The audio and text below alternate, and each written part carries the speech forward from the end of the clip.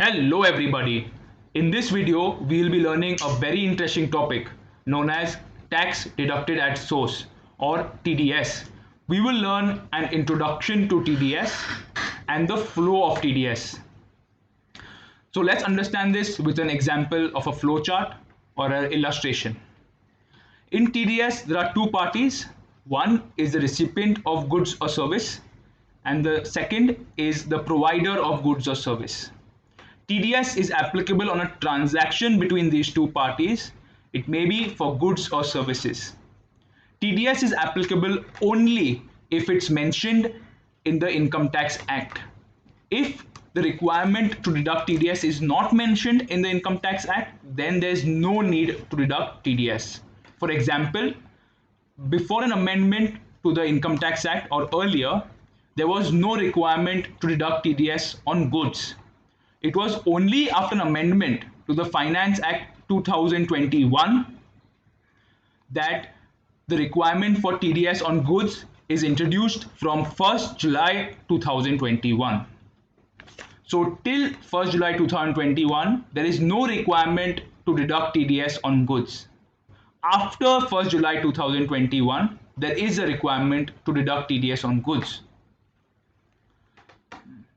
So when the recipient makes a payment to the provider of goods or service, he will deduct a part of the amount or a percentage of the amount, and this is called TDS, and deposits it with the Indian government. So the amount of payment by the recipient to the provider of goods or service is the transaction amount less TDS. The recipient of goods or service is known as the payer or deductor because he's paying an amount to the provider of goods or service, also because he's deducting an amount of TDS from the transaction amount.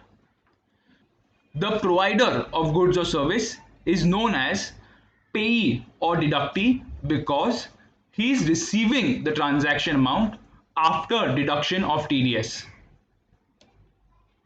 The payer or deductor is responsible for deduction of TDS. The payer or deductor therefore will deduct an amount of TDS or a percentage of the transaction amount and deposit it with the government. The payee or deductee is the actual bearer of tax. Let's understand this with the help of a numerical example. The transaction amount between the payer or deductor and the payee or deductee is rupees 100. Now, the payer or deductor of TDS will deduct an amount of TDS. In this example, the TDS percentage is 10%. So, the payer will deduct 10% of 100, that is rupees 10, and deposit the rupees 10, that is TDS, with the Indian government. The payer will pay only the balance, that is the transaction amount of 100 minus TDS of 10, that is 90, to the payee. Therefore, transaction amount less TDS is paid by the payer to the payee. Now, at the time of filing of return of income by the payee will get a credit of this TDS. Let's understand this in this example. Suppose the income of the payee is rupees 1000 and the tax rate thereon is 30%. Therefore, the tax comes to 300. On this tax of rupees 300, the payee will get a reduction of rupees 10, which was deducted as TDS earlier, and will have to pay only the balance amount of tax. In this example, it is 300, that is the tax amount, less TDS of rupees 10, and the payee will have to pay only the balance tax of rupees 290. So in a way, the payee is the actual bearer of tax. The rupees 10 deducted of TDS is like an advance payment of tax by the payee or in the hands of the payee. Now the question is, when is TDS to be deducted? TDS is to be deducted as a thumb rule at the time of payment or credit, whichever is earlier. That is, when the payer makes a payment to the payee or the payer makes a credit to the payee, whichever is earlier. Let's understand this with the help of an example. Let's take the situation of credit first. The payer in his books of accounts makes an entry crediting the name of the payee, that is expense account debit to the payee. Therefore, he has credited in his books of accounts the name of the payee. That is, he owes money to the payee.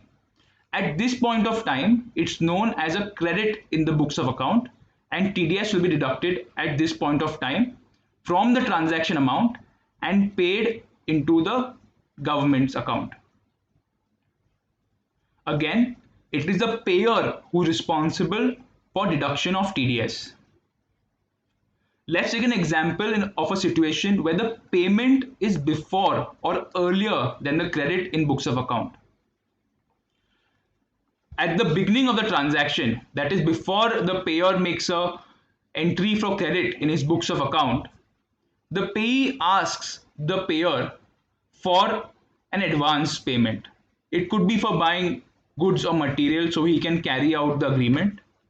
So in this case, the payment is before the credit in the books of account of the payer. Let's understand this. For example, on the 15th of July is the beginning of the transaction, and the payer makes an advance payment to the payee. At this point of time, TDS will be deducted and paid into the government account. Suppose the advance amount was rupees 20. So the payer who is responsible for deduction of TDS will deduct 10% of thereon, assuming the rate of TDS is 10%, that is rupees 2 on 20, and deposit rupees 2 with the government account. At the time of credit of the balance amount, that is rupees 80 in the books of account, the payer will deduct 10% on rupees 80, that is rupees 8, and deposit rupees 8 with the government account. Here, the TDS is deducted on the advance payment, which is before the credit, and also at the time of credit. Now we have understood what it means when it said that TDS is deducted at the time of payment or credit, whichever is earlier. There are a few exceptions to this thumb rule. There are 6 exceptions which we will learn in detail in the subsequent videos. 1 is salary, 2 is employee provident fund, 3 is winnings, which could be from lottery, race horses, game shows, etc. 4th is life insurance policy maturity. 5th is compensation on compulsory acquisition of asset. 6th is cash withdrawals. We will learn each of these items in detail in the subsequent videos. Now the question arises is, what is the rate of TDS? The rate of TDS is as provided in the section. It could vary from 1% or 2%, 5%, 10% or 30%. It depends on which section the transaction falls under. TDS is deducted at a flat rate or a fixed rate. That is, if the TDS rate is 10%, it will be deducted at 10%. There will be no addition of surcharge or education on it. This can be called a fixed rate or a flat rate. There are 2 exceptions to this thumb rule. One is salary and one is payment to a non-resident at the rates prescribed under the Income Tax Act. So, if the TDS rate is 10%, then in this case, you will have to add education cess on the 10% or over and above the 10%. So 10% plus 4% education cess. So it becomes 10.4% and the TDS rate will be 10.4%. If surcharge was applicable on this transaction, then surcharge element will also be included. So the TDS rate will be added by the surcharge rate plus the education cess rate. We will learn this in detail in subsequent videos. Another point to learn here is at the time of transaction, the payee has to provide the payer with his permanent account number or PAN. The PAN is a unique identification number of a taxpayer. If the payee does not provide the payer with his PAN, then the tax rate of TDS will be the rate prescribed under the section or 20%, whichever is higher. Let's take an example of this. Suppose the rate of TDS is 10% and the payee does not provide his PAN to the payer. So the payer who is responsible for deduction of TDS will compare the TDS rate under the section, that is 10%, and the TDS rate provided if PAN is not provided, that is 20%, and deduct TDS at the higher rate. So in this case, the higher is 20%, therefore TDS will be deducted at 20%. Now, in another situation, suppose the TDS rate under the section was 30%. The payer who is responsible for deduction of TDS will compare the rate under the TDS section, in this case 30%, and the rate provided if the payee does not provide PAN, that is 20%, and deduct TDS at whichever is higher amongst the two. In this case, 30% is higher. Therefore, the TDS will be deducted at the rate of 30%. We will again revise this point at the time of going through each section, so it becomes ingrained in our minds and we will learn even better. Now, the next question is, TDS is deducted on what amount? What is the transaction amount? Is it gross or is it net? Gross would mean the total transaction amount without reducing expenses. Net would mean transaction amount after reducing expenses. Now, TDS is to be deducted on the gross amount of the transaction. For example, like in this case, TDS is deducted on rupees 100. TDS is not deducted on the profit of the payee.